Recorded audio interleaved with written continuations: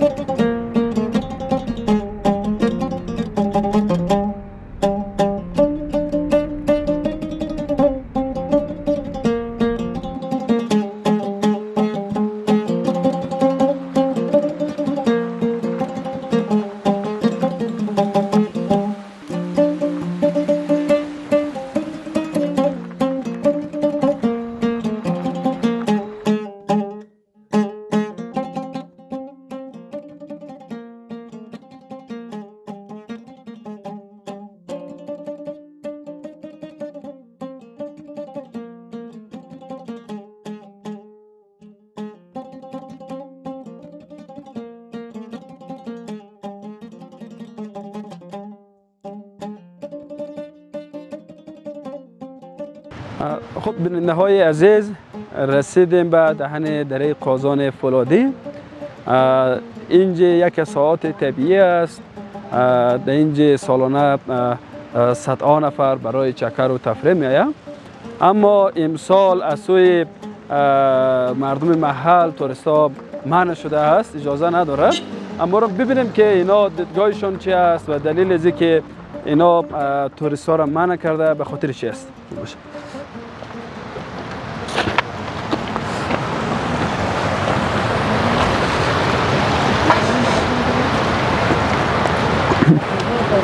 سلام علیکم. اشکال خوب هستین؟ صحتمند؟ بخیر هستین؟ تشکر. میشه خود معرفی بکنی؟ حاجی حسین علی قازان میراجی. خب چی گپ داری؟ رئیس شورا هستی؟ رئیس شورا نیستیم، مردمیم دیگه. مردمی قریه. بسیار خوب. مصروف چه کاربار هستید اینجا خودت؟ مصروف خانه خودم، دکانی کاربار خانه. دیگه وظیفه دولتی ما ندارم. بسیار خوب، بسیار خوب. اما سالا که ما سالهای گذشته میمادیم در این محل، اینجا موتر بود، گروبار بود، مردم دیدم میشد. اما امروز که آمدیم همین لحظه هیچ موتری نیست. دلیلش چی است؟ دلیلش چیه؟ خب سال گذشته موتر میامد اینجا پارک جور کدود یک نفر از موترها 100-200 روپیه میگه جیب خود پر میکرد. صدها جریب زمین ما زیر پای مردم شد. خب ما از زمینای خود واصلات گرفتن نتونستیم، در کل از سر یک چارک واصل گرفتن نتونستیم. ضررش زیاد بود. یک دیگه جنایت و بیدینی بود. دو در منطقه نمونجا صاحبان رفیق بازی ها زیاد بود. خب دیگه کلی کارا و گپار ما دیدیم. ما امسال مجبور شدیم کلی مردم قازان شدیم بین خود مشوره کردیم که بیا همی پارک یک نفر شخصی در جان فجار کرده همی رو بند کنیم که برادر جانی تابی مردم آورده نمیتونیم. خساره زیاده در ما مردم. بعد ما میگه ها زیاده، حیاشی زیاده. خب زمینات زمینای شخصی ما این کدام گپ سخنی از طرف دولت نیست. والی صاحب چند دفعه از ما مذاکره کرد. ما گفتیم والی صاحب اگر کار بریزاید است که سر زمینای خود نمیلیم که مردم جلسه کنه، مشوره کنه، پارک جور کنه و گشت و گذار کنه، خساره بامید. اگر کار به زور ده که زور مخ به دولت نمیرسه. اون بر دولت پارک جور کنه. فهمیدی؟ باز والی گفت نه کاری زور نیست، کار بریزا است. آیاتای محیط زیست هم آمدن، فایدامیش هم آمدن، چندین جلسه خدمت گرفتن. اونا گفت که کار زور نیه، وقتی که شما سر زمین خود نمیلی راضی نیستید دیگه ما هم کار زور دیگه پیش بردن نمیتون می قانون دولت نیسته. یعنی میشد که برادر این مثال نه یکان 20 روز باز بودیم اینجا. باز بود صاحب یعنی می کلی مردم ایندمی داره تخته مشد مرد درست 200 نفر 300 نفر 500 نفر مرد میله بود، بیدینی بود، حیاشی بود، زمینا زیر پای بود، کمپلا را آور میکرد، بله گندم بله کچالو، یک بوجی کود مسیح دان میخورم در کچالو میزنم، کچالو رو میلگرا زیر پای کرد. هیچ چیز باتی نشد. ما مجبور شدیم که من اخشیشتم نفر امنی موظف کنیم که دیگه کس نیل. از این منطقه اگر آمدم نیل. بیشتر توریستا و خصوصا خارجی ها اینا که مردم بامیان به عنوان مردم میهمان نواز مشهور و معروفه، یعنی شما امسال کار کنید که از مردم میزبانی و میهمانی نمیکنید دیگه. ما امسال هر کسی که بیاد این میزبانی پس ضرر ما تمام میشه، در خساره ما تمام میشه. صاحب خارجی هم دولت هم در ضرورت نباشد که ملت خسارمند شود زیر پای شود. اگر ملت نباشد خود دولت هم نیست. خارجی ها در سیل کی میاد؟ در سیل دیوال خشک درخت خشک نمیاد. وقتی که همه چیزای ما از بین بره دیگه خود اختیار در فکر کنه که آیا ما بریم این کار کنیم مردم خود ضرر مردم. وقتی که زراعت از ما رفت دیگه کی کاری از ما میشه؟ در بامیان هم که سمار چند صد خانه هستیم کمک نمیره. اگر کابل برم داد بزنم که چرا سرزمین خود ماندیم، ما خود دستار تو امر نکردیم، تو چرا سرزمین خود ماندی؟ باز ما جواب گفته نمیتونیم. خب کس سرم حکم نکرده، کار رضایت است. اینا لی برادر ما بند کردیم، یعنی می موترهای که ما دور میدیم که برادر دیگه سرزمین خود ما نمیلیم. مشکلات هم زیاد پیدا میشه. سبا می چند هزار جریب زمینی که داریم اینو کلیش زیر پای مردم میشه. بعض وقت مردم ما کشیدن نمیتونیم. وقتی که افغانستان 34 ولایت سرازیر شود دیگه وقتی ما زور دزا نمیرسه. کل جای بیننده های عزیز، مسافرهای محل با آمدن توریست ها جوان ها در این محل راضی نیسته. اما جوان ها چه دیدگاه داره؟ آیا جوان های محل هم با همین نظر است که آمدن توریست ها و اینا به نفع مردم است، خوب است یا خیر؟ با یکی از جوان های محل صحبت داریم. خب میشه که لالا خود معرفی کنیم، نام چی است؟ و نام از محمد سجاد، امضا بالای قازان است. بسیار خوب. خودت مصروف اینجا چی کاروبار هستی؟ فعلا مصروف دهقانی. که کاروبار نی اینجا. خود درس خوانده؟ درس نه، مکتب نخوانده. مدرسه خوانده به حساب در خانه زمستان. بسیار خوب، خیلی خوب. از اینجا خودت گفتی مصروف کارهای دهقانی هستی. میشه بگی که بیشتر محصولات عمده زراعتی این منطقه چی هست؟ کچالو، گندم. همون زیادترش کچالویه، بعدیش هم گندم. دیگه چیز نیم. میوه‌جات چه قسم؟ میوه‌جات هست بسیار کم دیگه. به حساب سیب و زردالو است کم، زیاد نیست. اما قصد خود مردم استفاده کنه فروشی نیست. چرا؟ چون نمیشه اینجا یخ زیاد برداشت نمیشه. اینو به حساب زردالوش نو قرار کرده که پردام نمیشه. دیگه سیبش خود این ترما مای میزان هم نمیرسه. خب ما که میگیریم تقریبا در حدود شاید یک 500 متری یا 600 متری ما برف دیده میشه. وقتی در فصل تابستان برف باشه، در زمستان حتما هوا زیاد سرد است. اینجا زمستان خو از 1 متر به بالا برف دیگه تا 1.5 2 متر به بالا سلام میشه. خودت به عنوان یک جوان، کسایی که از دیگه ولایت ها آیا از اینا میزبانی میکنه خیر؟ اینجی به خاطر از تا پارسال به حساب از ولایت‌های خارج به حساب از کابل و مزار و قندهار از کل ولایت‌ها اینجا میامد دیگه مشکل نبود. مردم به حساب پذیرایی هم میکردن، خوش آمد پیش آمد هم داشتن. بازمی به نظمی زیاد شد چون به خاطر یک میله‌گر میبود، یکی از کابل میامد ده دیگه یلگاشتا دنبال بود. باز به خاطر همین مسافرها شدن به حساب مردم محل شدن که همین باید قچ کمی جوانای ما رو به حساب براه میسازه، به حساب زراعت ما زیر پای میشه. مثلا یک میله‌گر از کابل میاد ده دیگه از منطقه قازان یا به حساب از فولاتی دنبال از گرد بودن و نه میله بود نه به حساب ساتری و فقط پشت وحشی خود بودن دیگه خلاص. خب در اینجا که کسایی که ما پارسال آماده بودیم سال گذشته به گفته شما که جوانای بود از ولایت‌های مختلف، مثلا از قندهار بود، از کابل بود، و اونا میرفت به نوعی نمازی طبیعت زیبایی که هست لذت ببرد. مثلا این میگفته شما که اینجا نه باغ است و نه مثلا نه میوه‌جات میشه، بیشتر این کچالو و گندم است. خب وقتی شما رفتین با دولت چی میگه؟ شخصا خود ما خیلی در ولایت نرفتیم دیگه که به حساب از زبان والی کدام گپ شنیده باشیم یا گپ گفته باشیم. مستفید رفتم، مستفید اکثریت چه میگه گفته که باید ایمان شه. باز والی گفتن نه ایمان نمیشه چون به حساب می ساحه حفاظت شده اعلان شده یا اعلان میشه. باز مردم گفت ما قبول نداریم به حساب مستفیدا گفت در نقل راوی دیگه. باز زیر والی گفتن نه قابل ایمان شده نیه، باید شما مابین کجور بین به حساب پارک یا بالا یا پایین جویش رو جور کن. باز مردم میره تصمیم گرفته که نه بالا نه پایین. خب من دیگه ولایت ها مثلا ولایت غزنی یا مثلا ولایت راد، خیلی از ولایت های دیگه تلاش داره که یک ساعت از اونا به عنوان پارک ملی اعلان شود، یک ساعت از اونا مثلا سایه حفاظت شده اعلان شود. این تلاش داره اما نمیشه، مثلا خصوصیات نداره. اما شما که دولت میگه ما ما را سایه حفاظت شده اعلان میکنیم، پارک اعلان میکنیم، شما باز خوش نیستین. این چرا واقعا؟ ولی او تو خیال ما شخصا خودم در تلویزیون میگم، مثلا تلویزیون ایران نشان میده همو خبرنگاراش ما را در ساحای سرسبز یا به حساب اطرافایشی همو مردم اطرافش هم میره میگه که به حساب خبرنگار میگه برین شو در تلویزیون خوب به حساب اعلان کن مردم شور به در منطقه از ما دیدار کنه، به حساب آب و هوای از ما رو بینگره، میوه و به حساب حاصلات ما رو بینگره، به حساب رفتار مذهب و همو کردار کار از ما رو بینگره، بفهمه که اطرافیات چی وضع داره، چی کار و چی بار داره. اما این افغانستان دیگه، افغانستان چون به حساب با خارج ها فرق میشه دیگه. باز خصوصا بامیان خو یک مردم محروم است چون کاربار نداره. اگر کاربار داشته باشه گوان نیست، این کلش از بیکاری است در نظر شخصی خود من. بله خب نمیگه اگر ما وظیفه داشته باشیم کار داشته باشیم نه برم سن کار خوب بگم میم خانه خیلی مشکل نیست، نه بیکار هستم نه اینجا میشورم به حساب دنوم بده کار. این کلش از بیکاری است در نظر من. بیکار که بودیم کلی گابا پیدا میشه. بله بندمیر که رفته بندمیر رفت پارک ملی سایه حفاظت شده اعلان شد. قبل از اون اونجا چی نبود؟ سایه حفاظت شده همچنان پارک نبود نه، اما بند بود و خلاص.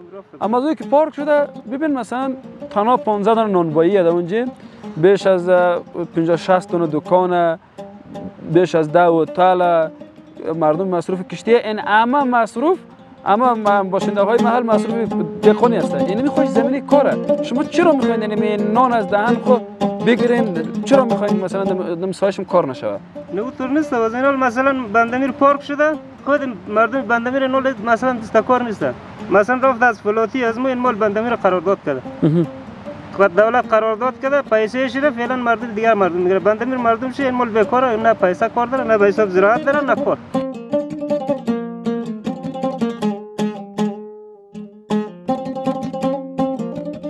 بیننده های عزیز، حال ما میریم ساحه را میبینیم که در این ساحه چگونه یک جای است و دلیل از که مردم محل توریستا را در اینجا نمیله چی هست، واقعا از زمین های مردم، زراعت مردم زیر پای میشه یا خیر؟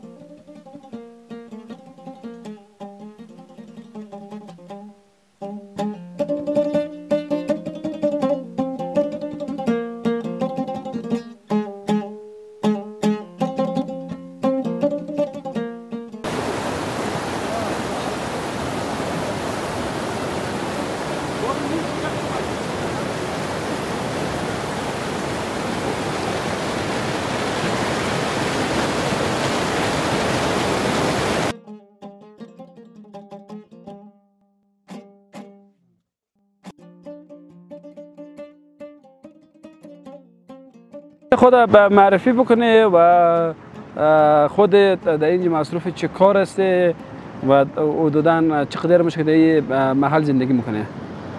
به نام خدا فیروز حیدری هستم، باشنده می قریه یا بالای قازان. فعلا خو مصروفی دهقانیم، دیگه کار نیه دیگه. مو کدام درس هم نخونیم که یک پشت وظیفه باشیم. مو فعلا مصروفی دهقانی هستیم. خودت یک جوان هستی، چرا درس نخونده؟ ما دورانی درس در ایران بودم. یک مدت اینجا خواندم تا سن 6 بعد از او که ایران رفتیم دیگه درس خطا خورد دیگه سن تقاضا نکرد و وقتی ازدواج کردیم نشد دیگه. چیشی نبود دیگه. مو اقتصاد هم یاری نکرد که ما رفتیم درس میخواندیم. باز مشکل دیگه. باز امور رقم کوی دیگه فعلا خو گرفتار دهقانی من دمزی منطقه است. بسیار ما امروز آمدیم بسیار یک جای زیبا سرسبز، یک هوای خوب داره. میشه که شما در مورد خصوصیات از این منطقه بگین؟ چی خوبی‌ها داره این منطقه؟ این منطقه خو از حساب خوبیات چی امی خوب میبینید که چهار طرف سرسبزه، آب و هوای خوب بسیار پاک داره دیگه، بسیار آبی پاک و تمیز و زیاد داره دیگه. همین چیزا را داره دیگه، چیزا نداره که درخت میوه داشته که مردم بیا یا مثلا یک کشت زراعت چی گندم و کچالو یا دیگه. زیادتر که است این منطقه‌ای که پارک میشه زیادترش چمنه، کلا چمن بسیار کم اگه زراعت چی باشه زراعتی باشه که مثل گندم و کچالو خو میبینید چهار طرف نه دیگه. خو چیز نیه، نمی هواوایش نمی چیز دیگه، هواوایش معتدله. بله. این سالانه چقدر نفر برای دیدن این ساحه چکر بر ساحه؟ پارسال خو ما بسیار کم بودم اینجا، زیاد نبودم، گاهی کابل بودم گاهی اینجا. مثلا نمون روز جمعه 50 متر 60 متر در روز هر هفته، مثلا بدون جمعه در روز 15 متر همون پارک که بود پایین دید متر پر بودم اینجا. روز جمعه دید گنجایش نداشت، اگر جایش می داشت در منجی 100 متر هم امکان داشت، 100 متر هم امکان داشت، اما جای پارکینگ نداشت مردم دیگه. بامزو خاطر که دیگه مردم زیاد نمود، پارسال زیاد آمد. امسال چطور میای نمیای؟ امسال خو فعلا خو پارک از اول سال بند کرده مردم دیگه. تونوز خو کس نمیه. هم بچهای منطقه را چند وقت پیش بسیار قدگیره بود، تا هم بچهای منطقه هم داخل همین سربلا مادو نمیشت و شما بیدی خو دیگه میگه یاس کجا هستن. باز بخی من کرده فعلا معلوم نیه که دولت امروز سبا کرده رایی یا مردم مگه نمیلیم، معلوم نیه که در نفع مردم یا در نفع دولت. خودت به عنوان یک جوان آمدن گردشگرا مردم از دیگه ولایت تا از دیگه ولسوالی خوبه یا بد؟ واحدات بر مالیات است. اینطور نیست که مثلا مردم ها که بیا مشکل نداره، مثلا بیا یک قاعده و قانون داره، مثلا که بیا یک امو ملگر که میه مثلا امام شاید که یک اتنامه که اینجی مثل وحشتگری بیا اینج که میه زیادتر با فامیل میه دیگه. نمو حسابی مراعات چی نظم و دیگه وشی مراعات شوه، اگر پارک واس شوه مراعات شوه، مثلا حسابی دروازه زده شوه، یک امنیت چی گرفته شه از دولت، مثلا همین مردم این منطقه را باید در تمام چیشی مشغول کنه. کارش را فهمیدی مزایم کارش نشوه که از دیگه جای بیای مثلا پارک بندمیر رو قرارداد کنه که فلانی زمین ما اجاره کردیم میگیریم. این هم خوب بسیار مهمه نه؟ آره خوب بسیار مهمه که برای مردم نفع بخوره، نشوه که مثلا از ولایت دوردست بیای که اینجا دلار داشته باشه که در زور پیسه ما این رو اجاره کردیم ما میگیریم که تمامی هر کار کرد کس گفته نتونه که ما اجاره کردیم دیگه. تو زمین شخصی است، صحیح است که والی صاحب میگه که ما ایرا مثلا اجاره میکنم یا میخرم، اگه بخرم خو مردم چیکار کنن؟ خب یعنی هدف می بود که وقتی که این ساحه پارک شد به نفع مردم است. مثلا یکی دکاندار میشه، یکی هتل داره، یکی موتر داره در این کار میکنه. خودت دیدگاه چی است؟ واقعا میخوای که مردم بیاید میزبانی بکنی یا نه؟ بله، اینکه مردم بیاید باید میزبانی کنیم، اشی پذیرایی کنیم که دوآینده بیا. دوآینده بیا. اگر مثلا پارک باشه و در کلی مردم کار شود نشه که 100 خانه خواسته در یک نفر، ولی امی بچه‌ای که دکانداری میکنه پارسال امی و پارک والا اگر پیسه گرفت این مردم کمی یک چند تعداد از شما از امزی فعلا کار میگیره، یک تعداد از خاطر حیاشی و مثلا همین چیزا بسیار مراقبت چیره بخیر کنه دیگه. یعنی می کار است دیگه ترنی که مثلا کلیگی مردم قازان مخالف بشه. کسی که زمین دارم مخالفه فعلا، کسی که ندارم یک ایده نه کلیگیش. یعنی اکثریت با آمدن توریستا و با آمدن گردشگرا خوشبین مخالف نیست. یک تعداد چی خوب اینا مثلا خود یا نمایان نمیکنه. نمایان نمیکنه که ما مثلا مخالف هستیم. کسایی که مخالف هم نیست و علنی نمیه که در جلسه بگو که ما پارک نه یا پارک بیا. اون رقم کوی دیگه معلوم نیست دیگه. مردم دیگه مستفیدا یا باز مو گفتنم تیم داری مستفید که بالا از بگیم که تو چرا پارک بند کردی یا دیگه کردی. خود دیگه خیلی مستفیدا نمیشه. مثلا در گابی اگر خوب بگیم مگه گابی خورد ممکنه اگر گابی چی بگیم اون رقم حساب دیگه. من نمیفهم از حساب مردم اگر پارک باشه خوبه پایدار بر مالیات هست. ایتنیه که مثلا کی پارک بند شه مو چی میشه. بابا با ما است چی خورده. دوستی ولنگ نمیکنه. یعنی اینجا فامیلی در سال 20000 تومان میگیره. از یک گم جایی که مثلا دوستی ولنگ نمیکنه. اون رقم کیست. بسیار خوب. خب بیننده های عزیز، شما صحبت های باشنده های محل شنیدین. اکثریت با آمدن گردشگرا و توریستا در این محل موافقه، اما تعداد کمی مخالف است. اما ما امیدوار هستیم که اداره محلی با همکاری مردم محل بتونه این مشکل اجتماعی را حل بسازه و کسایی که از دیگه ولایت‌ها بیاید از این جای زیبا لذت ببره. ما بالاتر میریم و میبینیم که دیگه دارای چی خصوصیات است.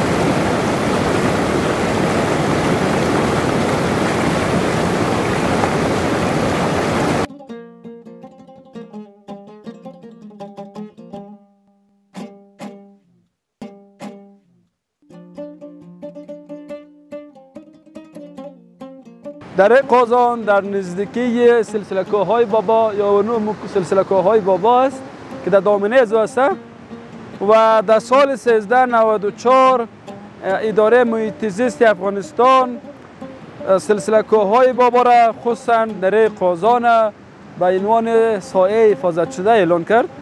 این در این سایه و در این کوه حیوانات و پرنده هایی که وجود داره هیچ کسی حق نداره که شکار بکنه و همچنان مردم محل با همکاری ادارات دولتی باید از این ساحات حفاظت بکنه. مثلا جنگلات باید نزنه، ساحه را تخریب نکنه.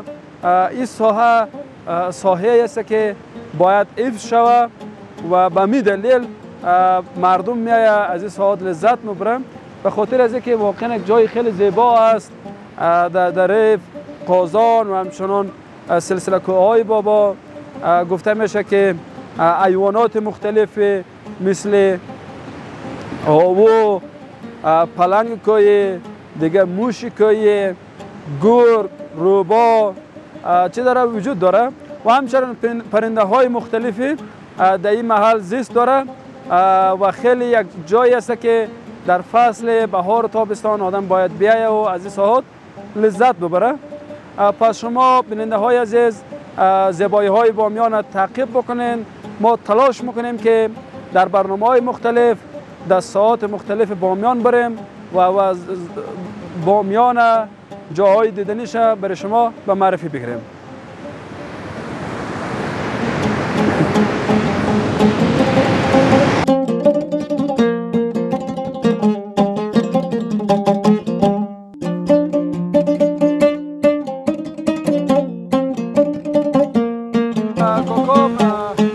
معرفی بکنی نام تو چیه و این وظیفه تو چیه؟ الرحمن الرحیم. نام است قاسم علی یاسیر زی آبولای قازان. دیگه شغل دهقانی. خودت گفتم که رئیس شورا هستی؟ نه، رئیس شورا سابقه هم نبودم یا هم نیستم، تا یک نماینده مردم بودیم تقریبا 7 سال پیش. بسیار خوب. خب اینجا سالانه مردم آیا برای دیدن این ساحه میه یا نه؟ سابق میامد کم. 2010 شروع شده تا برادر همین 2 سال پیشه زیاد میاد. این سال برادر مردم ها یک عده مردم مخالفت کردن نمیمونه. چرا؟ دلیل چی بوده؟ دلیل چی که برادر ادمی سرسبزی هایی که میبینیم میگه زیر پای میشه، یا برادر ما به خاطری که یک گلوفه برای مال و گاو برادر زمستان جمعواری میکنیم این از بین میره. به این دلیل. دیدگاه خودت چی است؟ دیدگاه خود ما برادر عزیز است که برادر بامیان جای توریستی است، یک جای دیدنی است. مرز واقع نشده در بامیان که از یک نگاه دیگه برادر ما یک عاید بریم. اما از دیدگاه خود ما برادر این یک عاید برای ما، این چمنجاری که میبینی یاری که ما جمع کنیم تقریبا یا بسیار که پول شود تقریبا رو بزنیم 10,000 افغانی. اما اگر این برادر همی توریست و سیاحین بیاد در روز یا در هفته ما 10,000 افغانی از عاید میگیریم. ما برادر نظر از ما ایه که باید برادر همی توریست ها بیان دیدن کنه زمین. یک عاید برای از ما میشه و برادر برای از ما یک سیاحت شد. خودت جایی از آمدن توریست ها در این محل بدیست آوردی؟ بله، ما پرار سال عده بسیار کم عاید بدیست آوردیم. کمی پارکینگ موتر بود برادر همین پول میگرفتیم. پارسال زیادتر شد، اما تهاجم مردم زیاد شد. برادر در روز تقریبا یک 20-25 یا 30 موتر، بعضی روز 50 موتر می آمدیم. ما یک دکان هم داشتیم که فعلا نمیره مردم بسته کرده دکان مرا و پارکینگ که خود شاهد صحنه میبینی که یک موترشایی در این قسمت دستراس داشتیم، یک پارکینگ موتر در اینجا. کلش برادر در مردم جایل برادر و سنگ انداخته برادر نمیمونه. عاید داشتیم. روزانه یا دفعه چقدر درآمد داشتیم؟ تقریبا ما در هفته 5,000 افغانی درآمد داشتیم. این در سال گذشته چقدر در مجموع پول بدیست آوردی از پارکینگ موتر و از دکان اینا؟ از دکان و از پارکینگ موتر تقریبا ما 50,000 افغانی بدیست آوردیم. یعنی اگر اینجا سایه حفاظت شده اعلان شود پارک ملی و روزانه مثلا 10 نفر بیا، خودت کنار از پارکینگ موتر داره دیگه چی میخوای سرمایه گذاری بکنی؟ ما سرمایه گذاری میجی یک تعداد زمین داریم، تقریبا 2 جریب زمین کاروم است که ما میان کچالو کشت کرده.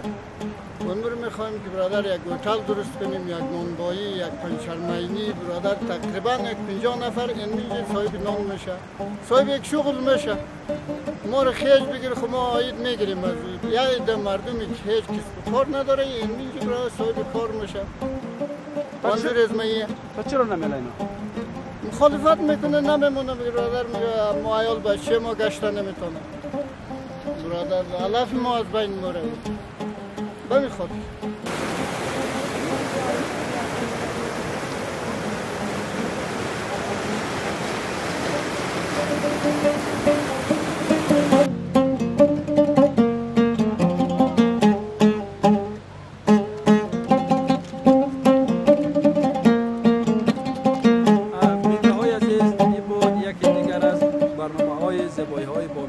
خدمت شما به نشر رسید. شما بیننده های عزیز اگر میخواهید که از ساحات طبیعی، تاریخی، باستانی و همچنان مناظر زیبای بامیان با خبر شوید، پس برنامه ما را تعقیب بکنید و همچنان چینل یوتیوب ما را سابسکرایب و شیر نمایید. تا برنامه دیگر که بازم ما اسحاق اکرمی با یک موضوع جدید در خدمت شما قرار میگیریم. شما را به خداوند کریم رای بسپاریم.